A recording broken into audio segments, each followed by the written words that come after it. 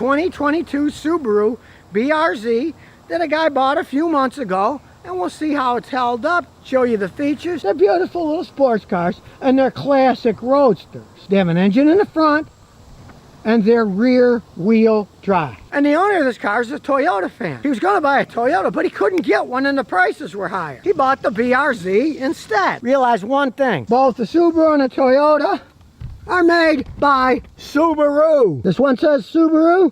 The Toyota's made by Subaru too. You can get a 6-speed manual transmission, or you can get an automatic transmission. Now he opted for the 6-speed. He wants to drive around and have some fun. And the interesting thing is, he's getting 29.1 miles a gallon, which is actually better than the rating for this thing as an overall gas mileage. Now on paper, the automatic's rated higher than the standard, but he drives conservatively, and he got 29.1 driving around. So, you know, decent gas mileage for a sporty little car. And under the hood is the Subaru Boxer 4-cylinder engine, 228 horsepower. It's not turbocharged or anything. Being a 2022, a lot of people are worried about silicone gaskets that they use instead of regular gaskets.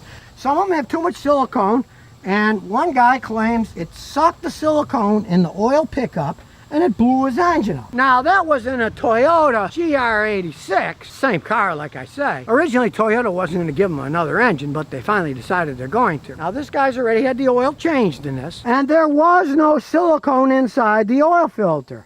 Now I've had another customer, when he changed his oil, which happened to be a Toyota, he said he had a bunch of silicone in the oil filter. But realize this, the oil filter filters the oil. So I'm assuming that filter caught all the silicone. Now, just myself, if I would have found silicone in the oil filter, this one didn't, but on a Toyota it did. I'd have to say if it was my car, I would pull the oil pan just to make sure that the oil screen that feeds the oil pump didn't have silicone starting to block it. I would personally do that. I wouldn't want to chance it. Now, if you don't see any in the filter, there's none going anywhere else. And also realize the guy that blew the engine in a Toyota, I believe he was racing around on a track somewhere, right? So he's probably going real fast, and if it plugged up and the oil pressure stopped, boom goes the engine. A normal driver, you're just driving around. If the oil feed did get blocked up, your oil light would come on. You'd hear the engine maybe make a little clang noise, but you'd see the oil light, meaning the oil pressure was too low, and you'd shut it off. And knowing that they might have a problem with the gaskets in these engines, I would tow it home and I'd take it apart and I would pull the pan, and if there was a bunch of silicone in there, I would take it out. If you did have one and you're a fanatic, you're gonna race around, me, I'd pull the oil pan out, but he didn't have any coming up here. He's had no problem. So, as a guess on my own behalf, I'm assuming that some of the engines they built, somebody went too much with the gasket and they put too much silicone and it squeezed and pieces came off. And maybe it's a certain amount of them that did that, but it's certainly not all of them, because this one didn't have it at all. See, it's a sports car, so it's relatively low to the ground. You don't fly over speed bumps. But being a classic rear-wheel drive, these things are a lot of fun to drive. Now, you might not think 228 horsepower is that much, but it is a little car, and in this case, it's a 6-speed standard transmission. He opted for the standard because it's more fun to drive. And I agree entirely. Now, this guy was also looking at the nice Mazda Miata, which he liked. It was also in the standard. It doesn't have that room. Of course, it's a 2-seater. Now, technically, this is a 4-seater. Let's face the facts. There's not much room between the seats. You're gonna have awful small people back here. But it does have back room. Flip down, you can have more space. And it's also a hardtop.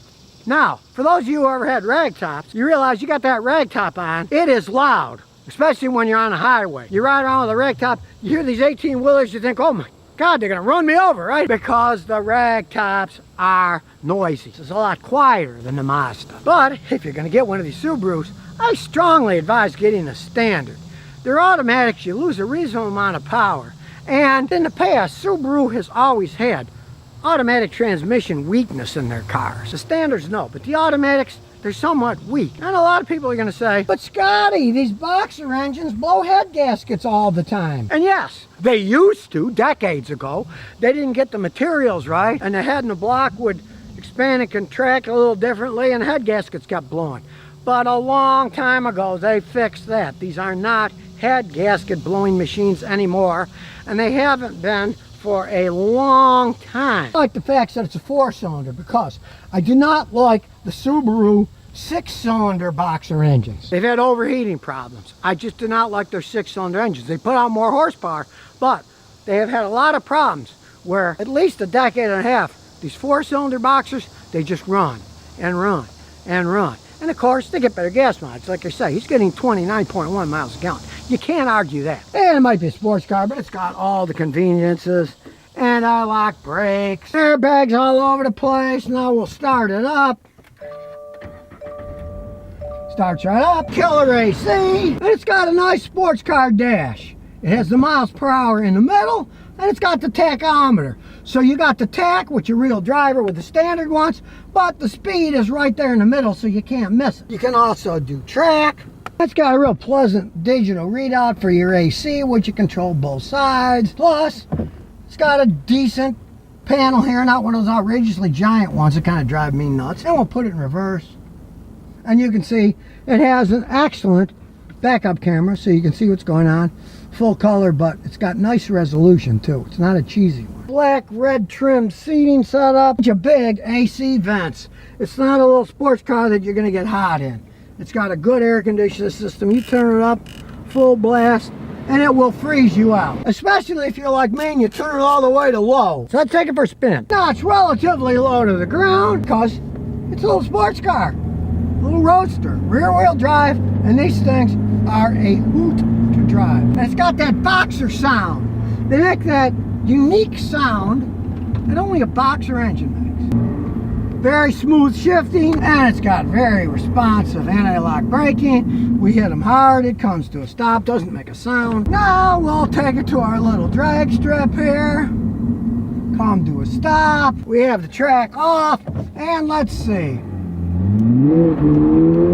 It's got some horsepower. This thing is fun to drive. Now, like I said, it's only got 228 horsepower.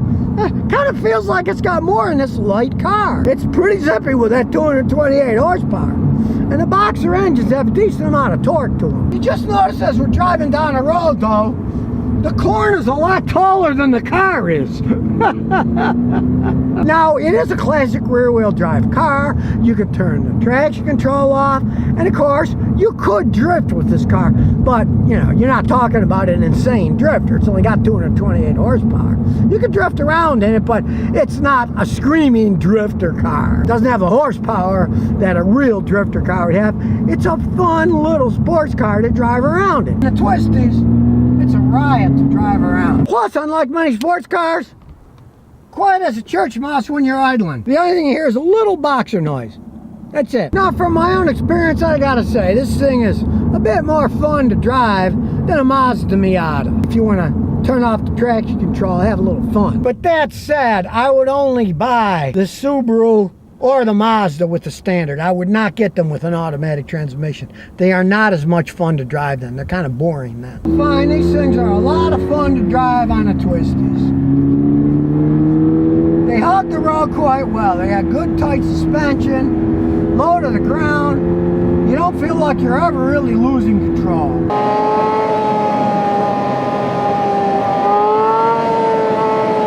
You really don't have to slow down in the curves. You can speed up if you want. You can take it because look, I'm driving around like a maniac and the average mile per gallon really hasn't changed that much. Some cars it would have dramatically dropped. But hey, this little engine's made to take it. Gliding downhill and it's getting 127 miles a gallon. Whoa, look at that. I guess if you only drove downhill, you'd get phenomenal gas mileage. Just take my advice. If you do want to buy one, buy the Subaru. Don't pay extra for the Toyota. It's the same car. And really, they're a lot more fun with the standard transmission. I've driven them with automatics and they're okay, but they don't make you smile like this thing does. So now you know the truth about them, so you can make a wise decision yourself. And if you're like me and you're a cheapskate, wait a few years when the used ones come out on the market and buy it from an old guy who didn't beat the heck out of them.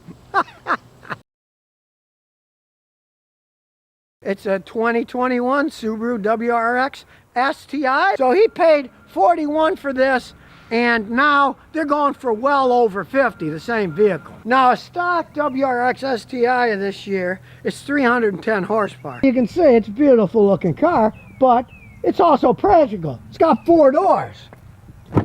And you can actually fit people in the back too. And since it's a symmetrical all-wheel drive, this thing handles like a dream. You got the rear drive, and you got the front wheel drive. And if you know anything about Subaru, they're the company that really went full bore into all-wheel drive. Their little sports rear-wheel drive is basically the only vehicle they make that's two-wheel drive. All-wheel drive is their thing, and they know what they're doing. Now, of course, it's all-wheel drive. This isn't a drift car. Some guys get the cheaper ones because they're rear-wheel drive. This thing is much faster, and it handles much better. And that asymmetrical all-wheel drive, these things really handle well. And if you want, you can lock the rear differential, change the power to the rear. These are technological marvels. They're not just some simple little thing. We'll look under the hood, and look, you don't have a stupid prop rod. It holds itself up. There's a big plus. It's your traditional Subaru boxer engine, 2 cylinders on each side, but you can see it's turbocharged. There's the intercooler. They have a lot of stuff fit in. But you can tell this is a New England car because look, you can see the strut towers. The nuts and bolts are already starting to corrode. And those are aftermarket ones. Be wary of what you buy aftermarket. It may not be coated all that well. And check it out, it's old school. It's got a power steering pump that's hydraulic. Look, hydraulic pumps work perfectly fine. They generally last forever. Truthfully, I've never had to change a power steering pump on a Subaru ever. When I go to complex electronics, they're going to break, cost a fortune. These work perfectly fine, and since this thing probably puts out about 340 horsepower, do you really care about losing maybe 1.5 at max running the pump? I don't think so. He put a Cobb titanium exhaust on it. Got a great sound, and when you rev it up,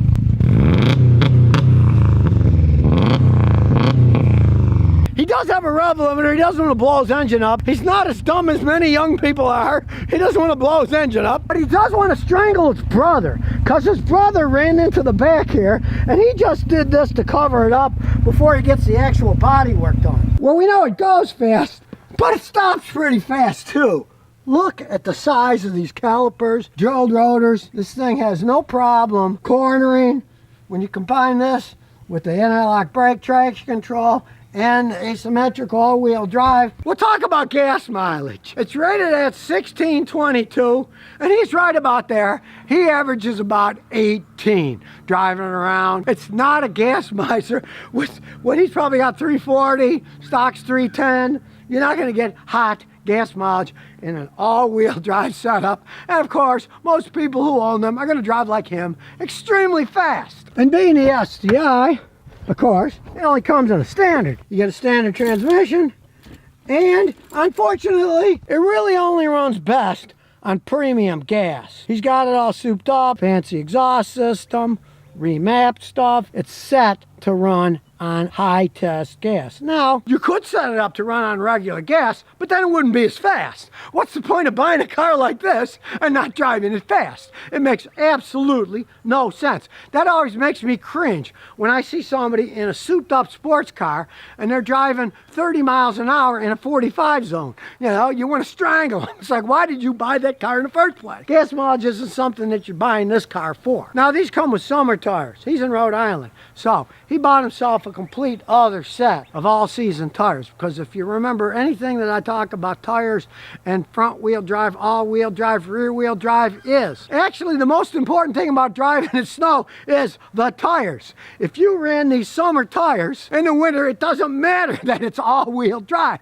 It's still going to start sliding all over the place. You got to have more aggressive tires. So he's got tires that he has on their own separate rims that he uses in the winter, so he doesn't slide all over the place. With all this power, it would be sliding. Now, he's put coilovers on it, aftermarket. This thing rides rough. He admits it rides rough, but it's for handling. Race car when you're cornering, you'll see when we drive it around. You don't get one of these for a smooth ride either. These are like baby 4-door race cars. It's kind of like their competition to the Honda Civic Type R. Now, this Honda Civic Type R is even more of a race car than this thing is, but similar attributes, except of course the Honda is front wheel drive only, and this is all wheel drive. This is actually a better handling one. The Civic Type R is a little bit faster than this, but this is a much better handling vehicle. Now, if you want to get your hand on one of these things, you better hurry up, because 2022's, that's it. They say they're going to go electrified and they're not going to make these things anymore. So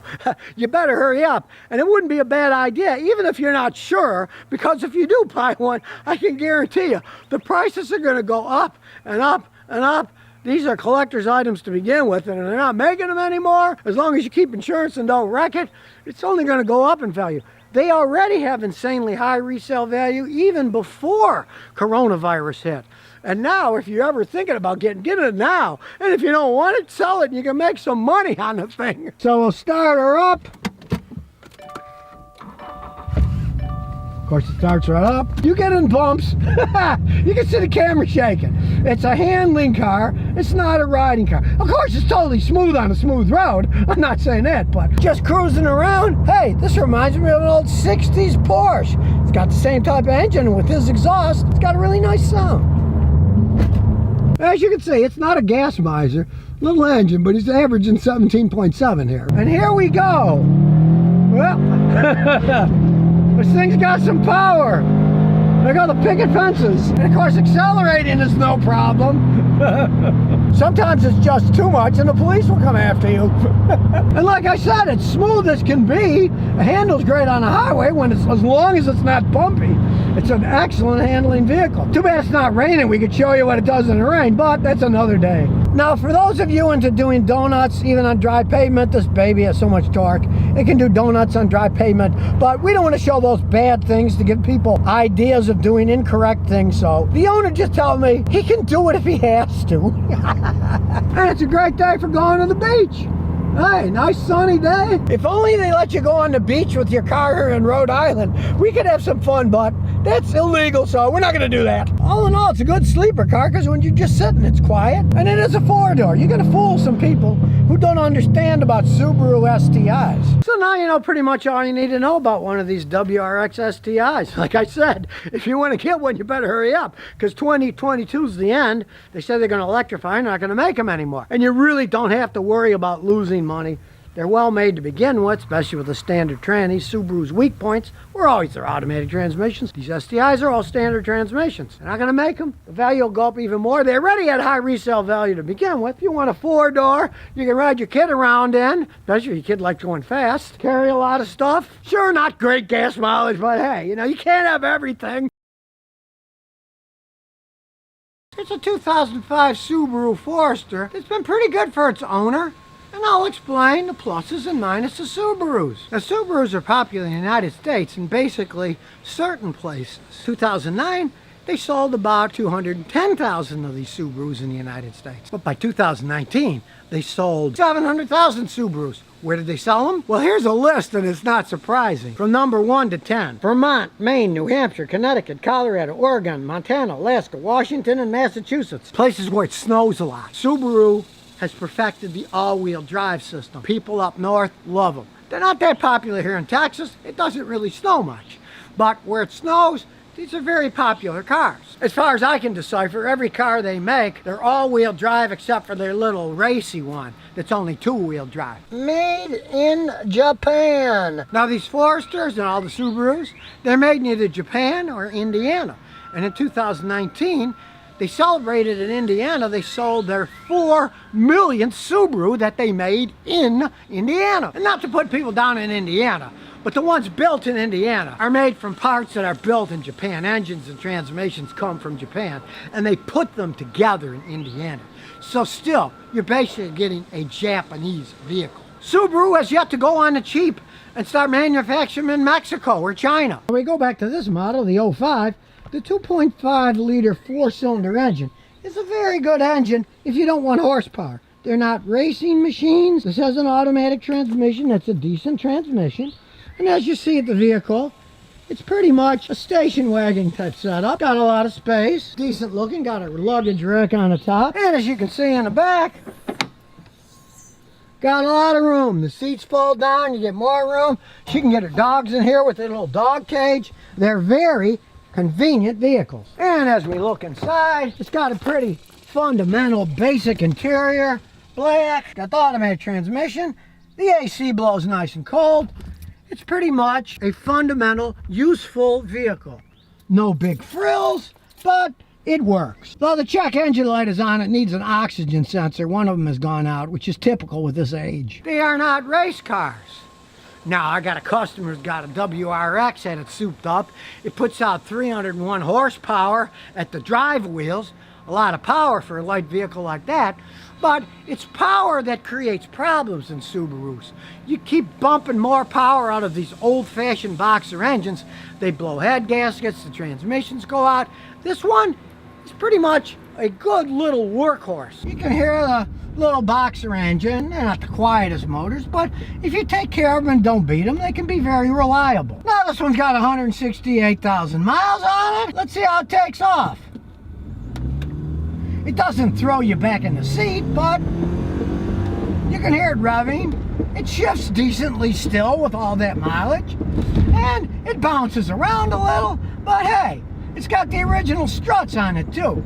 These are pretty solid made vehicles, and they handle quite well. You know, it's not a race car, and it's got old worn struts, but it's comfortable enough for riding around. You feel secure driving on it. The wheelbase is big enough that it's a very stable vehicle to drive. I have to face it with this car, all this mileage on it, 16 years old, still in pretty good shape. Little old lady owns this one. She's taking care of it. She's happy with the car. You don't want to keep bumping them up, put in 6-cylinder engines, throw turbochargers on them. Yeah, you get more horsepower, but that's not what these things are about. This one's got enough horsepower to get it around, wagon slash crossover vehicle. That is what it is. Considering that Subaru sold over 700,000 cars in the United States last year, they're doing something right. And especially if you see that list that I told you. All northern, cold climates, mountainous, snow, people love them. Their all-wheel drive system is really top-notch. That's what Subaru specialized in the beginning, and it's paying off because people want that. They get a system that works fine. Yes, it's not a racing system. It's not like an Audi four-wheel drive that's made for speed to go 180 miles an hour.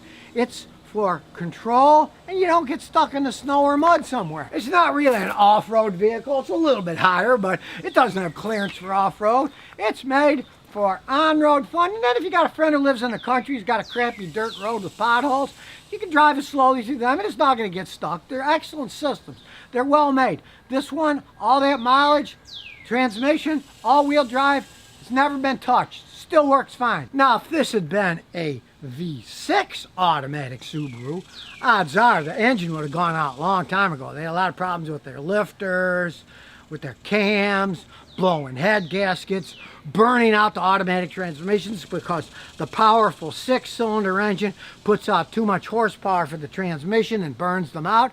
In this case, the engine and the transmission is matched quite well. Now, as far as I'm concerned, one of the big reasons these things are selling better is this one back in 2005 was $23,800. You can get a 2020 Forester. They start at $24,995. Not that big of a price difference, considering that that was 16 years ago. Think about it.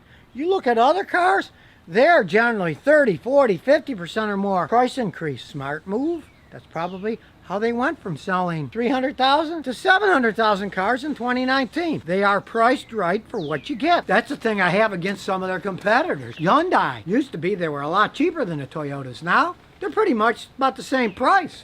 Well, I'm going to go for the ultimate quality Toyota when it comes to price like that. And these Subarus, they're still made either in Japan or from Japanese parts put together in Indiana. They're still solid built cars, and they are lower priced. They only went up $1,000-something bucks in 16 years. That's kind of amazing when you think about it. Many times the market bears that out. That's why they're selling 700,000 of them. They're a good price for a decent vehicle. Like I said, you don't want to buy a Subaru with a big V6 engine, turbo and all that. It's overstressing the old-fashioned boxer engine. But you take a basic 4-cylinder boxer engine, if you maintain it and don't over-rev it, it can last quite some time. You just don't want to stress it like the young kids who are going to bolt superchargers on. Yeah, they'll go a lot faster, and they'll also blow up a lot faster too. And really, if you check it out, for an old vehicle, the paint's still in decent shape, the wheels are still in decent shape, the roof rack still there isn't cracked, that 4-wheel drive system works perfectly fine. It's still a decent looking vehicle. I kind of like it because I was always into station wagons. As you can see, it still has that station wagon shape back in 2005. So now you know the real truth about these Subaru Foresters. They can be great vehicles if you take care of them and don't push them too hard. They're made for a purpose, carrying people. In this case, people and dogs. They're not going to get stuck with their all-wheel drive. Very good all-wheel drive system that doesn't generally have problems at all. For the price that you pay, hey, they can be great cars, especially if you buy a used one. So if you never want to miss another one of my new car repair videos, remember to ring that bell.